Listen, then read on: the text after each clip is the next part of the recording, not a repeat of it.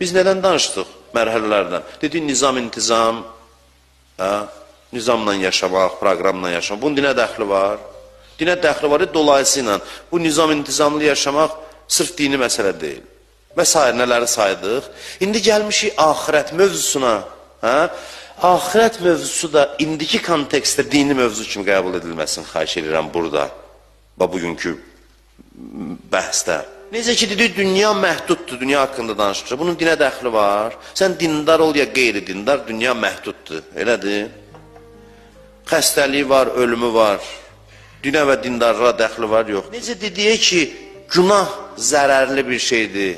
Yadınızdadır, misal çəkirdi. Bəzilə elə bilir ki, mən dindar deyiləm, sizin üçün bu günahdır, mənim üçün günah deyil. Bu başa düşmür ki, sizin üçün mənim üçün yoxdur. Günah bəşərə, Adəm övladına zərərdir, kim olur olsun. Günahın pisliyi dini mövzu deyil, fundamental insani mövzudur. Allah demir ki, bax, diqqət edin, qiyamət var, filan səbəblərə görə. Axirətin varlığı insan üçün çox aydın məsələ olmalıdır. İnsan özünə müraciət edəndə görür ki, başqa aləm üçün yaranıb. İçvə bax, sənin üçün fəryad eləyir ki, bu aləm var. Çünki sənin içində nəhayətsizlik istəyi var. O istəyin cavabı olmalıdır. Yadda saxlayın, qurban olum sizə, axirətsiz insanın bu dünyada halı yaxşı ola bilməz. Elmi texniki tərəqqi hansı həddə çatır çatsın. İnsanın axirətsiz halı yaxşı ola bilməz. İnsanın içinin mütaliəsi axirət inancını doğurur. Sən bu dünyada rahat olanmırsan, görmürsən. Dindar deyiləm deməklə deyil. Həyatı necə şad yaşayacaqsan, bəs onu dinən mənə. Ölüm, müsibət deyil. Ölüm keyfin başlanğıcıdır. Biz niyə müsibət kimi görünür? Bizim zehnimizi nə xarab edir? Qalanlar üçün müsibətdir. Başa düşürsünüz? Qalanlar üçün. Qalanlar ki, bundan ayrılır, ağlayır, biri saçın yolur, biri neyinir. Bizim də təsəvvürümüzdə var ki, bu müsibətdir.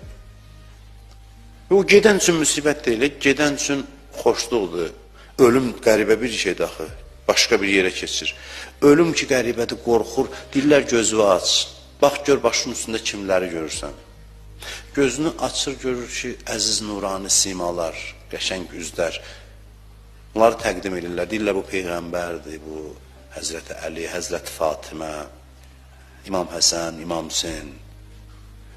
Adam da oradan sual verir, hansı İmam Hüseyin o ki, ona hər il məhərrəmdə göz yaşı tökürdün, bu həmin ağadır, bəli.